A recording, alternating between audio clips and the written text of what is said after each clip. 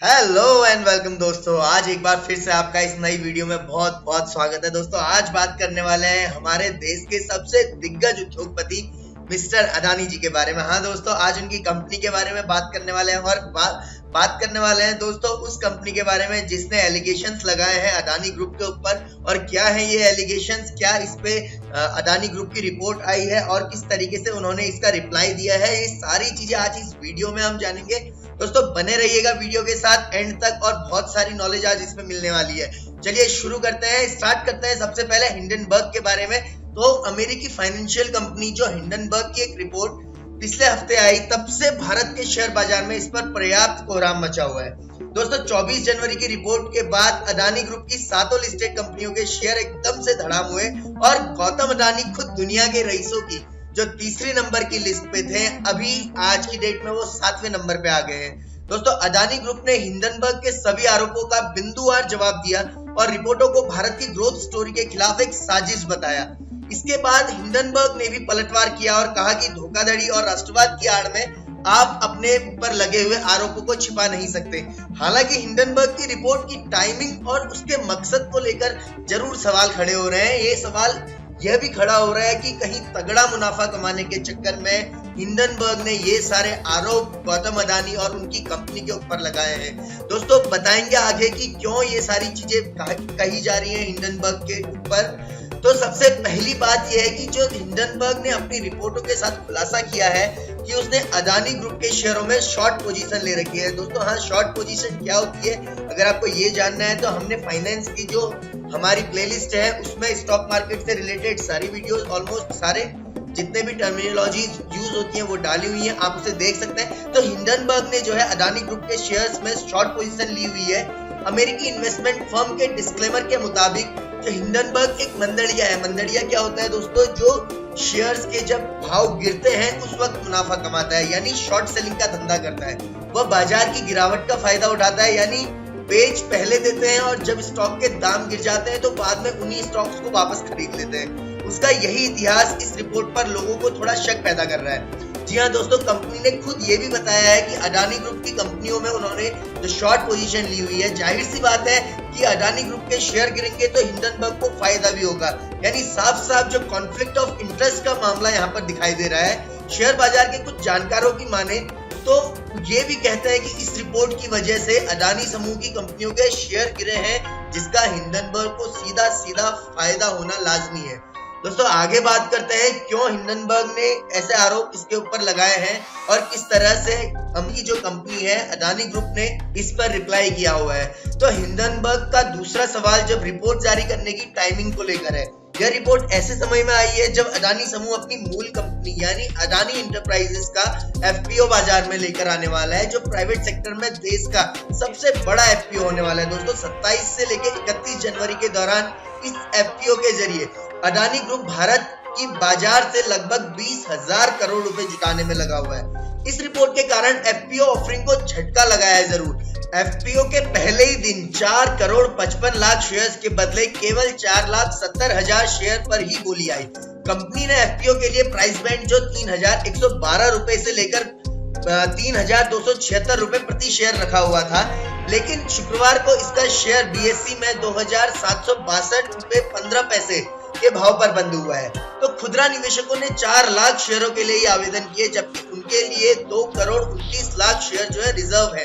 संस्थागत खरीदारों और गैर संस्थागत निवेशकों ने भी पहले दिन एफपीओ में कोई खास रुचि नहीं दिखाई। यही हाल रहा तो अगले 2 दिन में ही एफपीओ पूरी तरह से सब्सक्राइब होने की उम्मीद बहुत कम है। दोस्तों कंपनी को इस जोखिम का भी अंदाजा है, इसलिए उसने अपने बयान में कहा कि रिसर्च रिपोर्ट जो है वो फर्जी है और उसके एफपीओ को नाकाम करने के इरादे से लाई गई है। हाँ दोस्तों, हिंडनबर्ग की रिपोर्ट पर इशारों पर सवाल किया है दुनिया के बहुत बड़े बड़े दिग्गज ब्रोकर हाउस हैं जो उन्होंने। तो सबसे पहले बात करते हैं सीएलएसए और जेफरीज ने अपनी अलग अलग रिपोर्ट में कहा है कि अदानी ग्रुप ने बैंकों का एक्सपोजर मैनेजेबल लिमिट है, यानी बैंकों ने इतना लोन नहीं दिया हुआ है कि जोखिम को मैनेज न किया जा सके। अदानी समूह पर करीब 2 लाख करोड़ का लोन है और सीएलएसए के विश्लेषकों का कहना है कि इनमें से करीब 70,000 से लेकर 80,000 करोड़ रुपया ही बैंक का है। उन्होंने यह भी कहा कि पिछले 3 सालों में ग्रुप का कर्ज करीब 1 लाख करोड़ से 100% बढ़कर 2 लाख करोड़ हो गया है, जबकि बैंक का लोन सिर्फ 25% ही बढ़ा है। इसके मुताबिक ग्रुप के कुल लोन में बैंकों की हिस्सेदारी केवल 40% है, जिसमें 30% सरकारी बैंक है और 10% प्राइवेट बैंक है। जेफरीज के अनुसार भारतीय बैंकों ने जितनी राशि लोन के रूप में दी है, उसमें अदानी समूह का मात्र 0.5% है। पीएसयू बैंकों के लिए ऋण कुल लगभग 0.7% है और निजी बैंकों के लिए यह मात्र 0.3% है।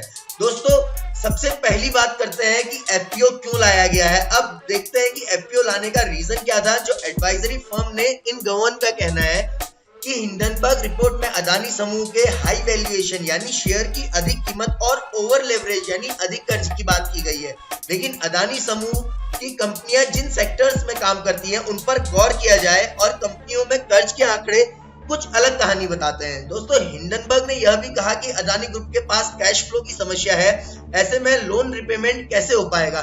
इसके जवाब में एडवाइजरी फर्म का कहना है कि अदानी ग्रुप की कंपनियां मोनोपोली वाले इंफ्रास्ट्रक्चर पे काम करती है, यानी ऐसे सेक्टर्स में काम कर रही है जहां ज्यादा कंपटीशन का सामना नहीं करना पड़ता है। तो बंदरगाह वाले बिजनेस में उन्हें काफी बढ़िया कैश फ्लो हो रहा है, जबकि कुछ अन्य इंफ्रा प्रोजेक्ट्स आने वाले वर्षों में कंपनियों के लिए कैश फ्लो बढ़ाने वाले होंगे। अधिक लोन के सवाल पर जवाब करते हुए उन्होंने यह कहा कि समूह कर्ज का भुगतान और लेवरेज कम करने के लिए हमेशा इक्विटी बेच सकता है। एफपीओ इस दिशा में ही उठाया गया एक कदम है। दरअसल अडानी समूह एफपीओ के जरिए 20,000 करोड़ रुपए जुटाकर बैंक का कुछ लोन चुकाना चाह रहा है। हाँ दोस्तों, यही सारी चीजें हैं जिस वजह से आज हिंडनबर्ग की रिपोर्ट और अदानी ग्रुप के इतने शेयर्स के जो भाव है वो कम हुए हैं। दोस्तों, बात करते हैं अब इन दोनों के बीच की जो समस्या है उसने हमारे शेयर मार्केट में कैसे कितना फर्क और कितना उसने नुकसान किया हुआ है। हाँ दोस्तों, आज की डेट में जो भाव गिरे हैं, अदानी समूह की सभी 7 कंपनियों के भाव बिल्कुल लोएस्ट रेट पर चल रहे हैं। पिछले साल से लेके आज तक लगभग लाखों इन्वेस्टर्स ने इस पर अपना पैसा लगाया है, अपना भरोसा दिखाया था, लेकिन आज अचानक से इस रिपोर्ट ने सबके सपनों पर एक पानी फेर दिया। दोस्तों, एक कहावत कहते हैं कि आपके दिल की रेत पर हमने घर बनाया था, आपने सांस ली और वो तहस नहस हो गया। सेम यही हुआ है दोस्तों अदानी ग्रुप के साथ भी।